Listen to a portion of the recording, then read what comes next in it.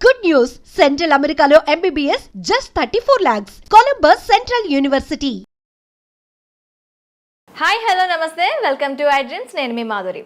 Sugar వ్యాధి మనకి ఇప్పుడు తరచూ కూడాను 30 ఏళ్ళు నిండిన వాళ్ళలో ఎక్కువగా బాధిస్తున్న వ్యాధి. మరి ఈ వ్యాధిని నియంత్రించుకోవచ్చా? ఒకవేళ వచ్చిన తర్వాత దీన్ని ఎలా కంట్రోల్ చేసుకోవాలి? ఎటువంటి మెడిసిన్స్ యూస్ చేసుకోకుండా ఆ మెడిసిన్స్ని ఆపి, అంటే మెడిసిన్స్ ఎవరైతే యూస్ చేస్తున్నారో ఆ మెడిసిన్స్ ఆపి, లేదు అంటే కంప్లీట్గా మెడిసిన్స్ని పక్కన పెట్టి ఎలా ముందుకెళ్ళాలి? అలాగే ఇంట్లోనే మనకు దొరికిన చిన్న చిన్న వస్తువులతో మనకి షుగర్కి ట్రీట్మెంట్ మనం ఇంట్లోనే ఎలా చేసుకోవాలి? ఇవన్నీ చెప్పడానికి డాక్టర్ శ్రీఎల్ వెంకట్రావు గారు మనతో పాటు ఉన్నారు. ఆయన అడిగి తెలుసుకుందాం. నమస్తే సార్. నమస్తే డాక్టర్ గారు, షుగర్ వ్యాధి ఇప్పుడు 30లో పడ్డారు అంటే వాళ్ళకి మ్యాక్సిమంగా కనిపిస్తున్న ఒక వ్యాధి. అది ఏంటి అంటే జీవనశైలిలో బీపీ షుగర్లు ఎలా అయిపోయాయి అంటే, ఒక బీపీయా షుగరా ఓకే అది కామన్, జలుబు దగ్గు ఎలా వస్తుందో అవి కూడా అంత కామన్ అయిపోయాయి. కాకపోతే అవి లాంగ్ టర్మ్లో మనిషి శరీరం పైన, మనిషి ఆరోగ్యం పైన తీవ్ర ప్రభావం చూపిస్తున్నాయి. మరి అయితే షుగర్ వ్యాధికి సంబంధించి మనకి రివర్స్ షుగర్ని ఎలా చేసుకోవాలి, అలాగే షుగర్ వ్యాధిని ఒక్కసారి మనం డయాగ్నోస్ చేసిన తర్వాత దానికి ఎలాంటి రెమెడీస్ యూస్ చేయాలంటారు? షుగర్ అనేది అది అసలు జబ్బే కాదు, మనం కొనుక్కు తెచ్చుకుందే. మన పూర్వీకులు ఒక తరం ముందుకెళ్తే చక్కగా నడిచేవారు. ఆటోలు లేవు, బస్సులు లేవు, నడిచేవారు. నడిచినంతకాలం షుగర్ లేదు కదా. పోయి నడుస్తూ నాకుతో పాటు సైకిల్ దొక్కేవారు. అసలు ఇప్పుడు ఎవరైనా సైకిల్ దొక్కేవాళ్ళు ఉన్నారా? గ్రామాల్లో కానీ పట్టణాల్లో కానీ ఎవరైనా సైకిల్ దొక్కేవాళ్ళు ఉన్నారా? అంతే. ఎక్కడము చివరికి రైతులు, వ్యవసాయ కూలీలు కూడా ఇంటి దగ్గర బయలుదేరి పొలం గట్టు దాకా బైక్ మీద వెళ్ళటం, ఇంకా ధనిక వర్గాలు అయితే కారులో వెళ్తాం. మరి ఇంకా వ్యాయామం ఎక్కడుంది? అంటే మనం కొనుక్కు తెచ్చుకుంది కదా. వ్యవసాయ కూలీలు గతంలో ఇంటి దగ్గర నుంచి పొలం వరకు నడిచి వెళ్ళేవారు. ఈ రోజున వ్యవసాయ కూలీలు ఏమంటున్నారు? అయ్యా ఆటో పెట్టండి, ఆటోలో ఎక్కువ వస్తామంటున్నారు. అంటే పొలం దాకా ఊరు నుంచి, వాళ్ళ ఇంటి నుంచి ఆటోలో. ఆటో కాకపోతే ట్రాక్టర్ పెట్టమంటున్నారు. ట్రాక్టర్ దాంట్లో టైలర్లో ఎక్కి వెళ్తున్నారు, నడకలేదు. కనుక ఒకప్పుడు షుగర్ అంటే ఇదేదో ధనిక వర్గాలకు మాత్రమే వచ్చేది అనుకున్నారు. ఇవాళ కడు పేదలకి, నిరుపేదలకి, కూలీలకు, వ్యవసాయ కార్మికులకు వస్తూ ఉంది. ఎందుకంటే ఇవాళ అంటే పనులు చేయటంలా 30 ఏళ్ళోళ్ళే కాదు సార్, అంతకన్నా తక్కువ ఉన్న ఏజ్ ఉన్న వాళ్ళకి కూడాను ఇప్పుడు షుగర్ అనేది కనిపిస్తుంది. అంటే గరిష్టంగా 30 ఏళ్ళు అనేది ఒక ప్రామాణికం. ఇప్పుడు శ్రామిక వర్గానికి రాదు, ఇది పేదవాళ్ళ జబ్బు కాదు, అబ్బా కోటీశ్వర్ల జబ్బు అనుకునేవారు. అందుకే షుగర్ అనేవారు. ఇప్పుడు ఏమైంది? మరి కూలి పని చేసుకునే వాళ్ళకు కూడా వస్తుంది. ఎందుకు వస్తుంది? ఇంతకుముందు ఏదైనా తవ్వాలంటే చేతిలో పార ఉండేది, పలుగు ఉండేది, గడ్డపార పొలుగు ఉండేది. ఇవాళ బరువులు మోసేవారు. ఇప్పుడు ఏమీ లేదు, బరువులు ఎత్తాలంటే మిషను, చేత్తో బరువులు ఎత్తే పని లేదు. వ్యవసాయ పనులన్నీ కూడా యాంత్రీకరణ జరిగింది. అందువల్ల మనము శారీరక శ్రమ లోపించటం వల్ల ఈ షుగర్ ఎక్కడ చూసినా, ఏ ఇంట్లో చూసినా, పట్టణాలు లేదు, నగరాలు లేదు, ధనిక వర్గాలు, పేద వర్గాలు అందరికి వచ్చేస్తూ ఉంది. ఈ షుగర్ వ్యాధి బరువు అధికంగా ఉన్న వాళ్ళకి వస్తుంది. ఓకే. కనుక బరువుకి షుగర్కి లింక్ ఉంది. బరువు అధికంగా ఉన్న ప్రతి ఒక్కరూ కూడా థైరాయిడ్ గ్రంథి ఏమైనా సరిగా పనిచేస్తుందా లేదా తెలుసుకోవాలి. కనుక thyroid test T3, T4, TSH అనే పరీక్ష విధిగా చేయించుకుని, థైరాయిడ్ లోపం ఉన్నప్పుడు థైరాయిడ్ ట్యాబ్లెట్లు వాడితే బరువు తగ్గుతారు. అంటే డయాబెటిక్స్ ఉన్న వాళ్ళందరికీ థైరాయిడ్ వచ్చే అవకాశాలు ఉంటాయంటారా సార్? అంటే ఇప్పుడు ఎట్లయితే షుగరు, బీపీ అన్నదమ్ములో బరువు అధికంగా ఎవరైనా ఉన్నా చాలామంది చెప్తారు, నేను గుప్పిడి అన్నమే తింటానండి, ఇంతలా ఉన్నానేంటి అంటారు. గుప్పిడి అన్నము ఇంతలా ఉండడానికి కారణం ఏంటంటే థైరాయిడ్ గ్రంథి సరిగా పనిచేయటం లేదు. ఓకే. కనుక బరువు తగ్గటం అనేది షుగర్ నియంత్రణకు చాలా కీలకము. థైరాయిడ్ చేయించాం, నార్మల్ ఉంది, దాంట్లో సమస్య లేదు. అప్పుడు బరువు తగ్గడానికి ప్రకృతి ప్రసాదించిన మహాబీర విత్తనాలు అని ఉన్నాయి. ఇవి వన తులసి గింజలు. రాత్రిపూట ఒక స్పూను గింజలను గ్లాసు నీళ్ళల్లో నానబెట్టి రాత్రంతా నానిన తర్వాత ఉదయం పరగడుపున ఈ గింజలు నీళ్లు కలిపి తాగేస్తే చక్కగా బరువు తగ్గుతారు. బరువు తగ్గితే నిదానంగా షుగర్ కూడా తగ్గిపోతుంది. బరువుకి షుగర్కి లింక్ ఉంది. తర్వాత ఈ మధ్య కాలంలో చిన్న పిల్లలకి యుక్త వయసులో కూడా షుగర్ వస్తుంది. దాన్ని టైప్ 1 డయాబెటీస్ అంటారు. ఆ టైప్ 1 డయాబెటీస్ అనేది మందులు లేకుండా దాన్ని నియంత్రించడం కష్టం. చిన్న వయసులో వచ్చే షుగర్ వ్యాధికి ఇన్సులిన్ తప్పదు. అది ఇన్సులిన్ ఆధారిత షుగర్ అంటారు. అయితే అదృష్టవశాత్తు 100 మందికి షుగర్ ఉంటే 90 మందికి ఈ టైప్ 2 డయాబెటీస్ అంటే 40 ఏళ్ళు దాటి బరువు ఎక్కువ ఉన్న వాళ్ళకి వస్తూ ఉంటుంది. ఆ విధంగా బరువు నియంత్రణ ముఖ్యం. ఆహార నియమాలు 1983లో అన్న ఎన్టీ రామారావు ముఖ్యమంత్రి కాకముందు ఉత్తరాంధ్రలో, రాయలసీమలో, తెలంగాణలో ప్రజలంతా ఏం తినేవారు? రాగి, జొన్న, సజ్జ, కొర్రలు, అరిగెలు, సామెలు, ఊదలు. ఇవి తిన్నంత కాలము ఈ షుగర్ వ్యాధి అడ్రస్ ఉండేది కాదు. అన్న ఎన్టీఆర్ ఏం ఆలోచించాడు? ధనిక వర్గాలే బియ్యం తింటున్నారు, పేదోళ్ళంతా ఈ గింజలు, ఈ చిరుధాన్యాలు తింటున్నారు. అప్పుడు చిరుధాన్యాలు చాలా చౌకగా ఉండేవి. చిరుధాన్యాల గురించి అవగాహన కలిగి చిరుధాన్యాల రేటు మంటెత్తిపోతా ఉంది. బియ్యం రేటు కంటే 4 రెట్లు ఉంది. ఆ రోజుల్లో పేదవాళ్ళు తర్వాత కిలో బియ్యం ఖరీదు 10 రూపాయలు ఉంటే ఇవి కిలో ₹2 ఉండేది. ఆయన పెద్ద మనసుతో సమానత్వం కావాలి, పేదవాడికి కూడా బియ్యం ఇవ్వాలని కిలో ₹2 బియ్యము. ఇక తదుపరి పోటీపడి కిలో రూపాయికి బియ్యం. ఇవాళ మోడీ గారు అయితే ఆయన ఉచితంగా ఇస్తున్నాడు. గత 3 సంవత్సరాలుగా ఆయన కోవిడ్ వచ్చినప్పటి నుంచి నేటి వరకు కూడా పేదవాళ్ళకి నెలకి 5 కేజీల చొప్పున ఉచితంగా బియ్యం ఇస్తున్నాడు.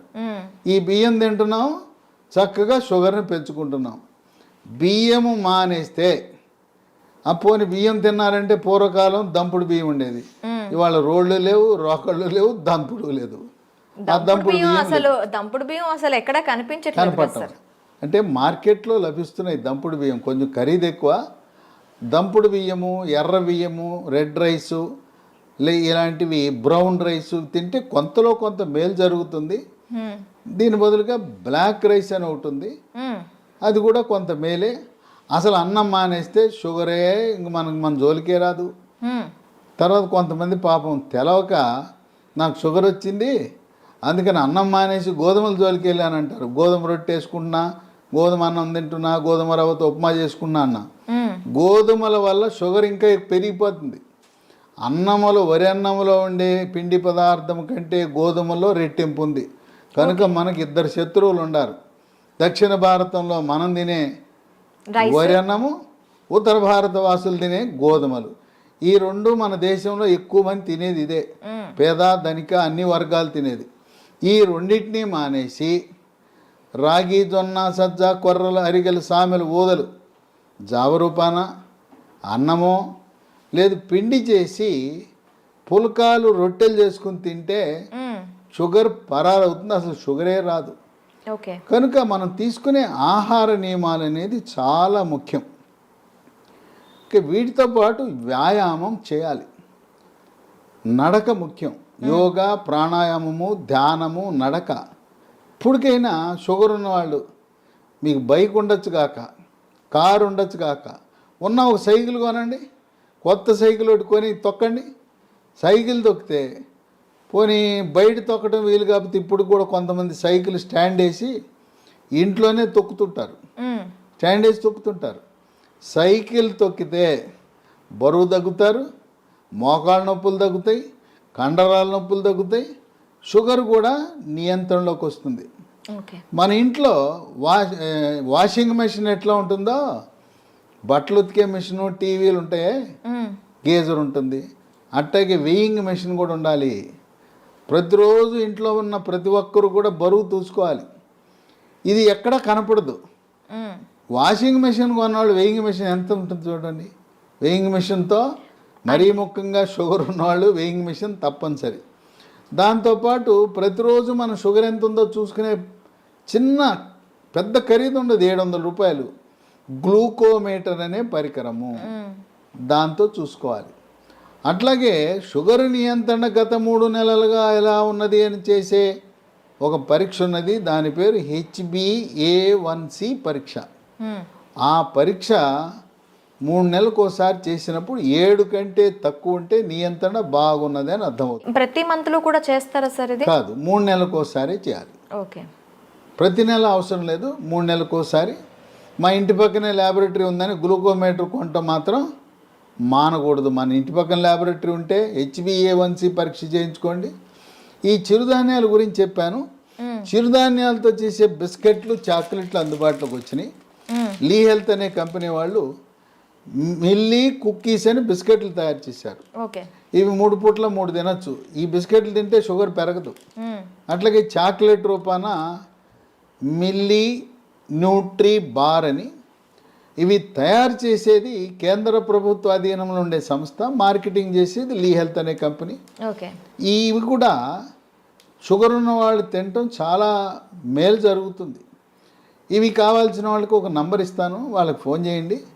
9502897374 ఓకే, 9502897374. ఓకే. కనుక ఈ చిరుధాన్యాలు ఈరోజు మనకు చాలా కీలక పాత్ర పోషిస్తున్నాయి. చిరుధాన్యాలు నమ్ముకోండి, షుగర్కి అసలు మందులు అవసరం లేదు. అయితే ఇంట్లో మనకి ఏమైనా ఉన్నాయా సార్ చిట్కాలు? ఇంట్లో చిట్కాలు ఉన్నాయి. మీకు ఎవరైనా మీకు కొన్ని లక్షణాలు కనపడినప్పుడు ఒంటి మీద నల్లటి రంగు, మెడ ముందు బాగా నల్లగా అవుతుంది, లేదా కంటి మీద రెప్పల మీద కురుపులు, మూత్రంలో చీమకణాలు, మహిళలకైతే తరచుగా వైట్ డిశ్చార్జ్ తెలిపోవటం, ఇలాంటి లక్షణాలు కనపడి షుగర్ పరీక్ష ఏమి తినకుండా చేయించినప్పుడు షుగర్ మొట్టమొదటిసారిగా బయటపడితే మీరేమి నిరాశ నిస్పృహకు గురవద్దు. అసలు ముందు డాక్టర్ రాసేస్తాడు, పేజీ నిండా రాసేస్తాడు మందులు, రాంచుకోండి. ఆయన కొనమంటే సార్ డబ్బులు లేవండి తర్వాత కొంటానండి, ఎందుకంటే డాక్టర్ రాసి ఇచ్చినాక నా మందుల షాప్ ఉంది అక్కడే కొని అంటాడు. మీరు ఆయన ఎందుకు ఇబ్బంది పెట్టడం? నేను వాడనంటే బాధపడతాడు, డాక్టర్ రాసిస్తాడు, మీరు వాడద్దు, మందులు కొనద్దు, డబ్బులు లేవని చెప్పండి, అప్పు ఇస్తానంటే అప్పు తీసుకోనని చెప్పండి. అసలు మందులే అవసరం లేదు. టైప్ 2 డయాబెటీస్ కొత్తగా బయటపడితే మందులు లేకుండా నియంత్రించవచ్చు. బరువు తగ్గండి, ఆహార నియమాలు పాటించండి. నేను చెప్పినట్టుగా అన్నముకి గోధుమలకు స్వస్తి పలికి మనం కేవలం చిరుధాన్యాలు మాత్రమే వాడుతూ ఇంట్లో వాడుకోవటానికి 10 రకాల గృహ వైద్యాలు, చిట్కా వైద్యాలు, హోమ్ రెమెడీస్ ఉన్నాయి. 10 అవసరంలా. మీకు నచ్చినవి మెచ్చినవి 1, 2, 3 చూసుకోండి. మీకు ఏది బాగుంటే వాడండి. బ్రహ్మాండంగా ట్యాబ్లెట్లు లేకుండా, ఇన్సులిన్ లేకుండా 100కి 100 పాళ్ళు షుగర్ నియంత్రణ అవుతుంది. అంతేకాదు మాకు తెలవకుండా పిచ్చాళ్ళలాగా మేము మొదలెట్టేసామండి, డాక్టర్ గారు రాసి ఇచ్చాడు, గత 3 ఏళ్ళగా 4 ఏళ్ళగా మేము వాడుతున్నామంటే 5 సంవత్సరాలుగా ట్యాబ్లెట్ వాడుతున్న వాళ్ళకు కూడా షుగర్ని రివర్స్ చేయొచ్చు, డయాబెటీస్ని రివర్స్ చేయొచ్చు. ఇది వైద్య పరిశోధనలో నిర్ధారించడం జరిగింది. ఇక 15-20 ఏళ్ళు ఉంటే డోస్ తగ్గించవచ్చు, ట్యాబ్లెట్ల డోస్ తగ్గించవచ్చు, ఇన్సులిన్ డోస్ తగ్గించవచ్చు, కానీ పూర్తిగా మానలేం. గృహ వైద్యాలు 10 ఉన్నాయి. మొట్టమొదటిది తమలపాకు. తమలపాకు పొద్దున ఒక 2 తమలపాకులు, రాత్రి ఒక తమలపాకులు ఉట్టిది నవలాలి, దాంట్లో ఏం వేసుకోకూడదు. ఇక 2 మెంతిపొడి. ఉదయం 1 స్పూను మెంతిపొడి, రాత్రి 1 స్పూను మెంతిపొడి నీళ్ళలో కలుపుకొని తాగాలి. ఇక మెంతులు రాత్రిపూట నానబెట్టి నానిన మెంతులను నవిలేస్తూ ఆ నీళ్ళను కూడా తాగుతారు కొంతమంది. ఇదే కాకుండా మెంతులు 250 గ్రాములు, వాము 100 గ్రాములు, నల్ల జీలకర్ర 50 గ్రాములు. ఈ 3టిని విడివిడిగా దోరగా వేయించి చల్లారిన తర్వాత 3టిని కలిపి మిక్సీలో వేయాలి.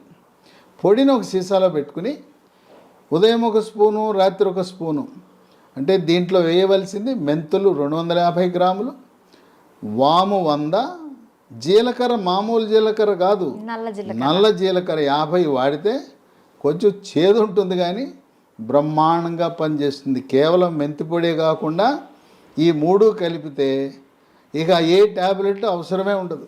ఓకే. ఇక 3 ఇన్సులిన్ మొక్కలు దొరుకుతాయి. ఉదయం 1 కానీ 2 కానీ మీ అవసరాన్ని బట్టి గ్లూకోమీటర్ పరీక్షను బట్టి ఉదయం 1-2 ఆకులు, రాత్రి 2 ఆకులు నవిలేయటమే. ఇంట్లో మొక్కలు పెట్టుకోండి, కుండీలో కూడా పెట్టుకోవచ్చు. ఓకే. నేల లేకపోయిన వాళ్ళు, అపార్ట్మెంట్ వాళ్ళు కూడా కుండీలో పెట్టుకోండి, ఇన్సులిన్ మొక్కను పెంచుకోండి. అవి మీ షుగర్ని నియంత్రిస్తాయి. ఇక 4 మన గ్రామాల్లో ఎక్కడ చూసినా జామ ఆకులు ఉంటాయి, జామ చెట్లు ఉంటాయి. జామ ఆకులు ఒక 8 ఆకులు తీసుకుని ఓ 1/2 లీటర్ నీళ్ళు తీసుకుని దాన్ని గ్యాస్ స్టవ్ మీద పెట్టి మూత పెట్టి సిమ్లో పెట్టి 1/2 గంట కాయాలి. జామ ఆకుల రసం నీళ్ళలో దిగి తెల్లగా ఉండే నీళ్లు కొంచెం గోధుమ రంగులోకి మారుతాయి. అవి ఉదయము రాత్రి జామ ఆకుల ఈ రసాన్ని తాగితే బ్రహ్మాండంగా నియంత్రించబడుతుంది. ఇక 5 జామ ఆకులు ఎలా వాడామో మామిడి ఆకులు 8 జామ ఆకులు బదులు 8 మామిడి ఆకులు ఉదయము రాత్రి వాడండి. ఇంకొక వరుస ఏంటంటే సోమవారం నాడు మీరు జామ ఆకులు వాడితే మంగళవారం మామిడి ఆకులు, రోజు మార్చి రోజు ఒక ఆకు వాడుతూ ఉండండి. లేదు ఇంకా కావాలంటే 3వ రోజు ఇన్సులిన్ ఆకులు వాడండి.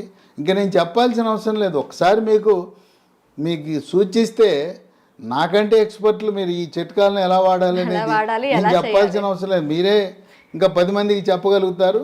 ట్యాబ్లెట్ అవసరం లేదు. చిట్కాల గురించి మీరే ఇంకా మీ స్వీయ అనుభవాన్ని 10 మందికి పంచివ్వగలుగుతారు.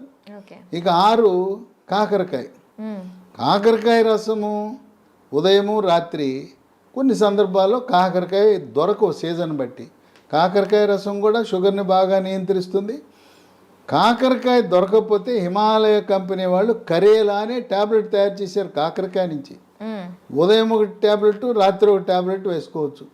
అమ్మో మెంతిపొడి నేను తినలేకపోతున్నానండి, చేదుగా ఉంటుందని అనే వాళ్ళకి ఇదే హిమాలయ కంపెనీ వాడు మేతి అని ఒక ట్యాబ్లెట్ తయారు చేశాడు. దాని పేరు మేతి. కంప్లీట్గా మనకి ఆయుర్వేద ప్రోడక్ట్స్ ఇవి. అది పొద్దున 1 ట్యాబ్లెట్, రాత్రి 1 ట్యాబ్లెట్ మెంతుల నుంచి చేసిన ట్యాబ్లెట్ వేసుకుంటే షుగర్ నియంత్రణ జరుగుతుంది.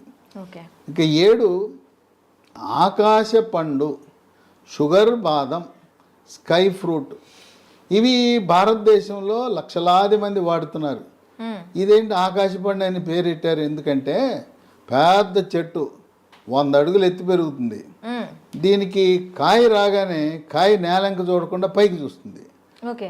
ఆ కాయ పైకి చూస్తుంది కనుక దీని ఆకాశం వెంక కాయ చూస్తుంది కనుక ఆకాశ పండు అని. ఇది షుగర్ని తగ్గిస్తుంది కనుక షుగర్ బాదం అని పెట్టారు. ఇవి గింజలు లభిస్తాయి. 2 గింజలు, పొద్దున 1 గింజ, రాత్రి 1 గింజ. ఆకాశ పండు యొక్క గింజ పై నుండే గోధుమ రంగు పొరను తొలగించి తెల్లగా ఉంటుంది లోపలికి. ఆ గింజని ట్యాబ్లెట్ మింగినట్టు మింగాలి. అది ఏమన్నా నవిలారా, కషాయమే. అంత చేదు అధికంగా ఉంటుంది.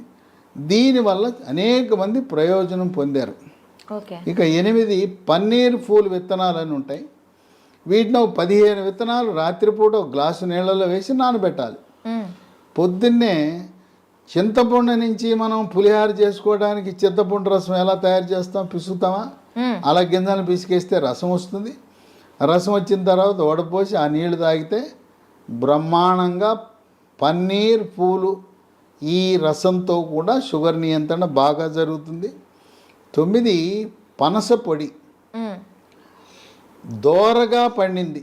పచ్చిదేమో పనస పండు ఆకుపచ్చ రంగు, పండితే పసుపు రంగు ఉంటుంది. మధ్యస్థంగా ఉండే పనస పండు తొనలని వాటిని గింజ తీసి తొనలు ముక్కలు ముక్కలుగా చేసి ఆ తొనల ముక్కలను ఎండబెట్టి పొడి చేసి ఉదయము మధ్యాహ్నము రాత్రి ఒక్కొక్క పూట 30 గ్రాముల చొప్పున టిఫిన్లోను అన్నంలోను 3 పూట్ల వాడితే ఇవి ట్యాబ్లెట్ లాగా పనిచేస్తాయి. పనస పొడి మాకు ఈ ఓపిక లేదండి, పనసకాయలు తెచ్చుకోలేము, ఎండబెట్టుకోలేమనే ఒకరికి అమెజాన్లో ఇది దొరుకుతుంది. దీన్ని జాక్ ఫ్రూట్ అంటారు. జాక్ ఫ్రూట్ 365 అనే బ్రాండ్తో పనస పొడి లభిస్తుంది. అది కొని వాడుకోవచ్చు. ఇక 10 వేప చెట్లు ఎక్కడ పడితే అక్కడ ఉంటాయి.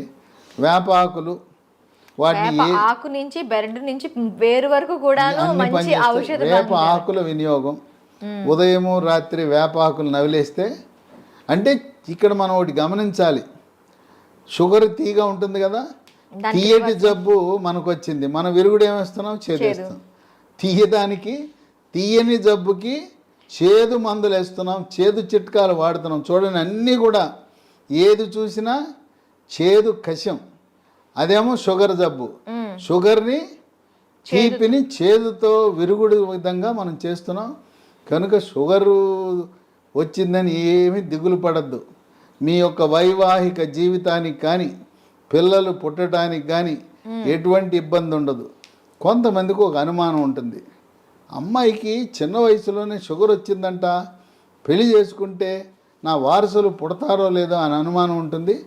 చిన్న వయసులో టైప్ 1 డయాబెటీస్ వచ్చిన మగవ పిల్లలు కానీ ఆడపిల్లలను కానీ ఎటువంటి సంకోచము లేకుండా వివాహం చేసుకోవచ్చు. ఓకే, సంసార జీవితానికి కానీ పిల్లలు పుట్టడానికి కానీ ఎటువంటి ఆటంకము కాదు. చిన్న వయసులో ఉంటే ఇన్సులిన్ కావాలి, పెద్ద వయసులో బయటపడితే మన ఆహార నియమాలు, గృహ వైద్యాలు, బరువు తగ్గటము, వీటితో సంపూర్ణంగా నియంత్రించవచ్చు. ఈ వీడియోని 10 మందికి షేర్ చేయండి. ఈ సమాచారం మీలోనే దాచుకోకుండా మీ సోషల్ మీడియా ద్వారా, మీ వాట్సాప్ ద్వారా, మీ స్నేహితులకు, బంధువులకి, తెలిసిన వాళ్ళందరికీ కూడా దీన్ని షేర్ చేసి దీన్ని పంపించి అందరూ దీనివల్ల ప్రయోజనం పొందేలా ఒక సందేశం వెళ్ళాలి. షుగర్ వ్యాధి ఉంటే దిగులు చెందవద్దు, షుగర్ వ్యాధిని చేదు వస్తువులతో మనం తిప్పి కొట్టచ్చు అనే సందేశం సమర్థవంతంగా మనం ప్రచారం చేద్దాం. Okay sir, thank you very much. చూసారు కదా, ప్రతి ఇంట్లో కూడా షుగర్ బారిన పడి బాధపడుతున్న వాళ్ళు చాలామంది ఉంటారు. వాళ్ళందరికీ కూడాను ఈ సమాచారం అనేది ఖచ్చితంగా అందాలని ఐ డ్రీమ్ తరపున కోరుకుంటున్నాం. మరొక అంశంతో మీ ముందుకు వస్తాం. Stay with us.